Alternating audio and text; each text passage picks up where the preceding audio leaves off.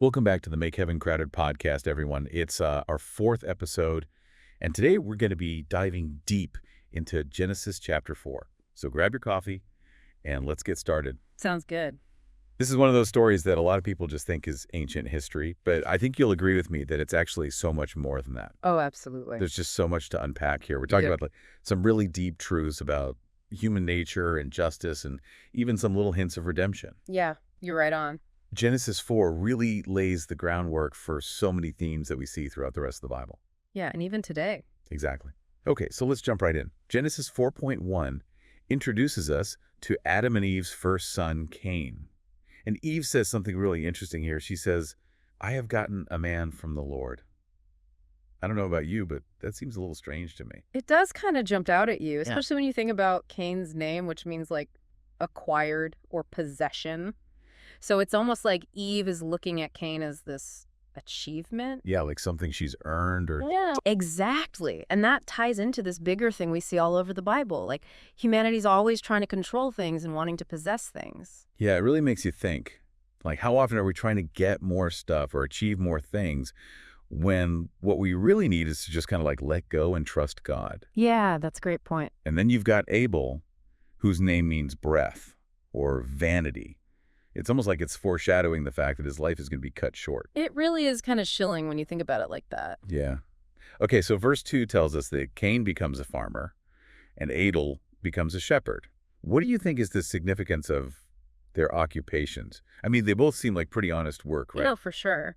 But I think it's interesting to think about it this way. Cain's a farmer, so he's all about working the ground. He's got to like force it to produce food. You know, there's a lot of exertion and it's all about control. Yeah, right. But Abel, he's a shepherd, so his job is more about taking care of the sheep and guiding them. There's this sense that he's dependent on nature and like forces that are outside of his control. So maybe it's not so much about their actual jobs, but more about how they approach life, like their relationship with God. Yeah, I think that's a great way to look at it. Cain's trying to control everything, and Abel's trusting in God. Exactly. Okay, so let's move on to verses 3 and 4. This is where things start to get really interesting. Yeah, definitely. Cain and Abel both bring offerings to the Lord. Cain brings some of the fruit that he's harvested, and Abel brings the firstborn of his flock and the fat thereof. And this is where people get kind of tripped up. Yeah, I can see that. God accepts Abel's offering, but he rejects Cain's. If both brothers were trying to honor God, why would it matter what they offered? Well, you know, that's something that people have been debating for centuries. But remember, this was right after the fall, so the whole idea of sacrifice is still pretty new. Right. Abel brought the best of what he had, the firstborn of his flock. There was real sacrifice involved there. Yeah, he was giving up something valuable. Exactly. It was like a true act of worship. So are you saying that Cain's offering wasn't good enough? Like he just brought some leftover produce or something? We don't really know the condition of Cain's offering, but the text seems to focus more on his attitude. Okay. Hebrews 11.4 tells us that Abel offered his sacrifice by faith. Right. It seems like Cain's offering didn't really have that element of faith. So it wasn't really about what they brought. It was more about their heart. God could see the difference between a gift that was given out of obligation versus one that was given out of love and trust. Exactly. And that's something that's still so relevant for us today. It's not enough to just go through the motions. We have to check our hearts when we come before God. Yeah, that's powerful. So what happens next? Does Cain just shrug it off and try again? Nope. Verse 5 says that Cain was furious. He was visibly angry. Wow. And God actually confronts him about it. He asks, "Why are you angry? And why is your face downcast?" That's amazing. God's not condemning him. He's reaching out to him. He's giving Cain a chance to see what's going on inside and deal with it. Yeah, God's like, hey, I see that you're struggling here. Let's talk about it. Yeah. It's like he's throwing Cain a lifeline. Exactly. But does Cain take it? He doesn't. Instead of admitting that he's done wrong or asking for help, Cain just lets his anger fester. Oh, man. And in verse 8, we see what happens. He murders Abel, the first murder in human history. Yeah. And it's between brothers. It's just fueled by jealousy and resentment. Mm-hmm. I mean, what must have been going through Cain's mind? I know. It's hard to even imagine. But I think it just shows how destructive sin can be. Yeah. Cain couldn't direct his anger at God, so he lashed out at the one person who represented everything he wasn't: faithfulness, obedience, acceptance. It's a twisted kind of love, isn't it? It really is. And did he think he could hide it from God? Well, in verse 9, God asks him straight up, "Where is your brother Abel?" Uh-oh. And Cain's answer is just dripping with defiance. He says, "I don't know. Am I my brother's keeper?" Wow. He's trying to shift the blame. He doesn't want to take responsibility for what he's done. You know, it's funny because we all do that sometimes. Yeah, it's a human thing. We try to justify our bad choices, like we pretend we're not responsible for the people we hurt. It's so true. But God doesn't let Cain get away with it. No, he doesn't. He tells him, "What have you done? The voice of your brother's blood is crying out to me from the ground." That's a powerful image. It really is. It's like taking a life has this cosmic consequence. And sometimes we try to ignore that. Yeah, we sweep things under the rug, like we pretend they never happened. Exactly. But this story challenges us to face the consequences of our actions and to fight for justice, even when it's hard. That's a tough one. Yeah. So what happens to Cain? Does God strike him down right there? He doesn't. He curses Cain. He tells him that he'll be a fugitive and a vagabond, cut off from the land and forced to wander. Wow, so he's like exiled.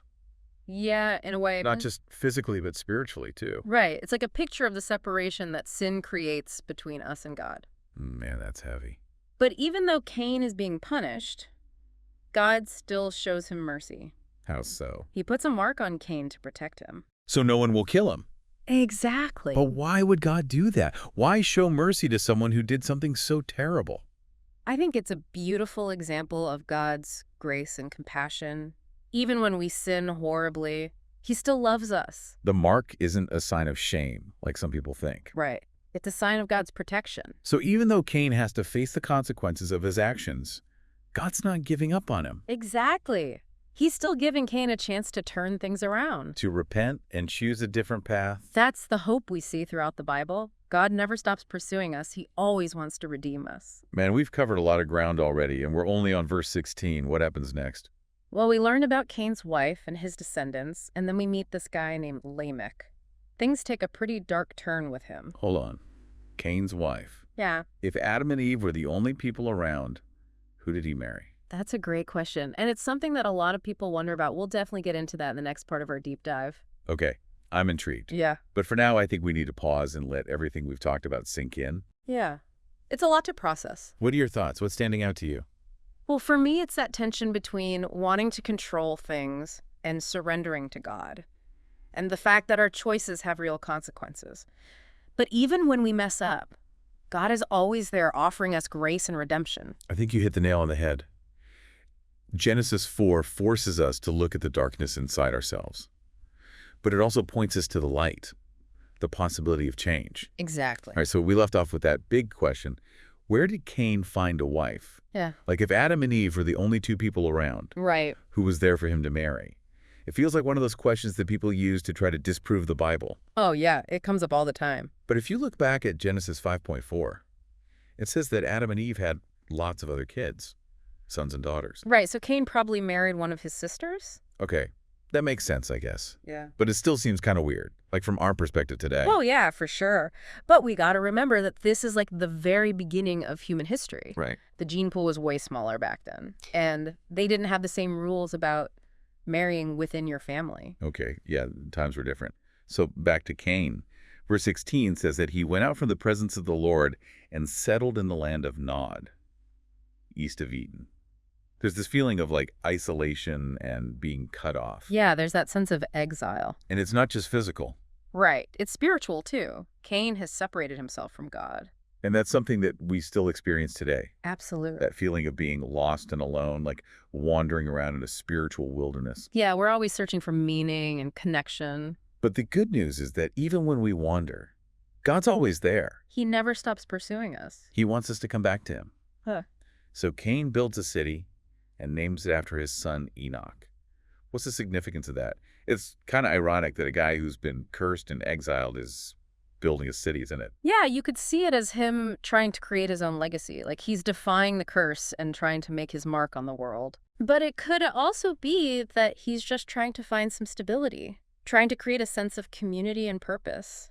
Okay, so maybe it's less about defiance and more about our human need to build something, I think so. to leave our mark on the world.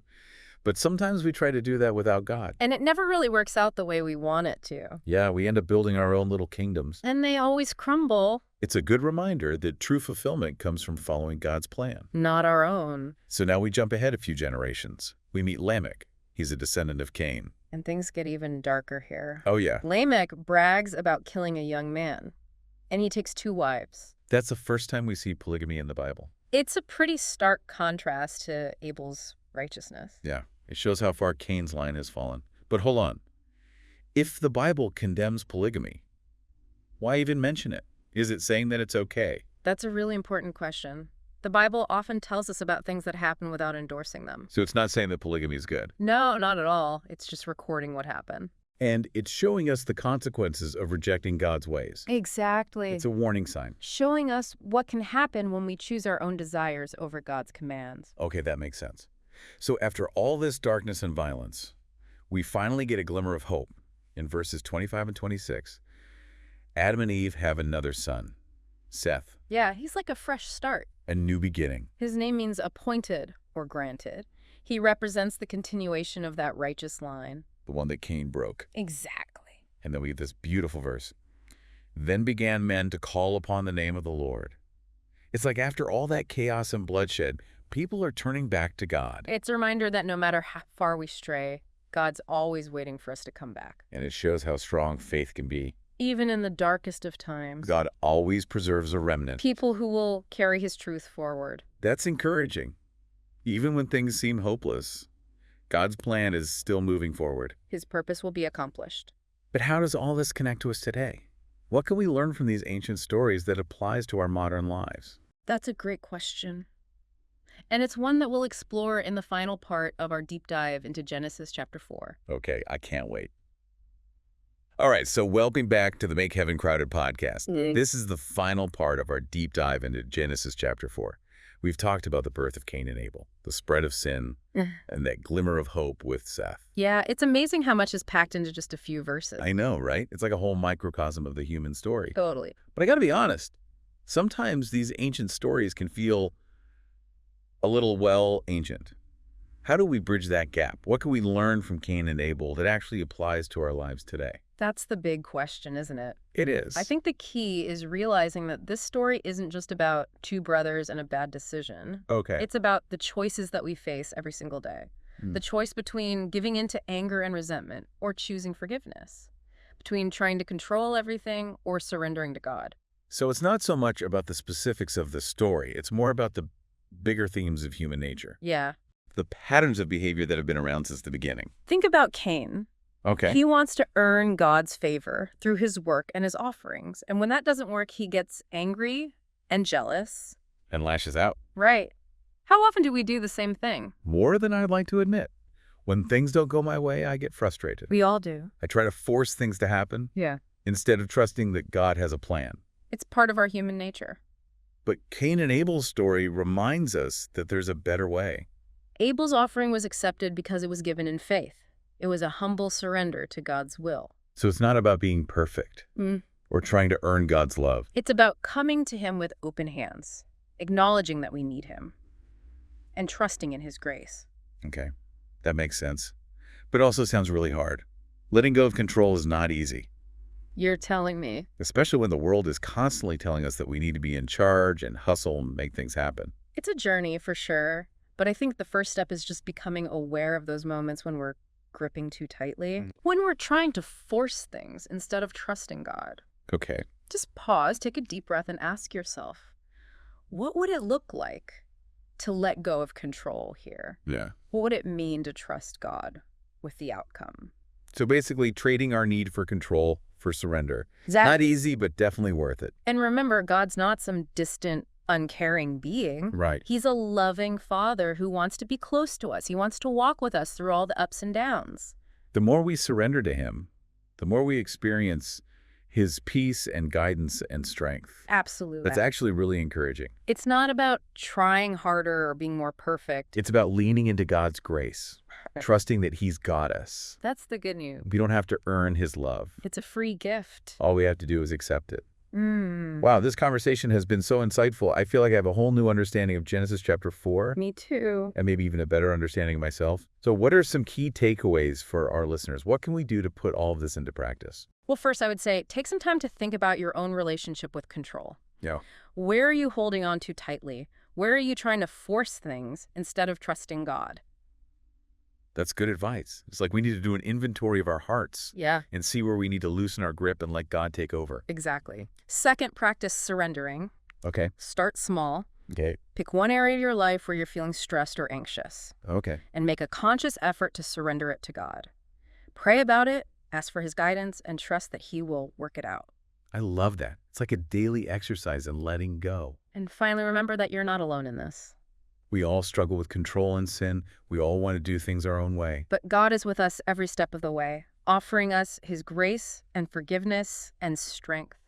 Man, that is powerful stuff. Yeah. Thank you so much for sharing your insights with us today. This has been an amazing deep dive into Genesis chapter 4. It's been my pleasure. And before we go, I just want to encourage everyone listening to check out our YouTube channel, Make Heaven Crowded. We've got a visual representation of Genesis chapter 4 that really brings the story to life. You can see the characters, the settings. It really helps you connect with the story on an emotional level. It's a great resource. So until next time, keep seeking truth, keep wrestling with those big questions, and keep making heaven crowded.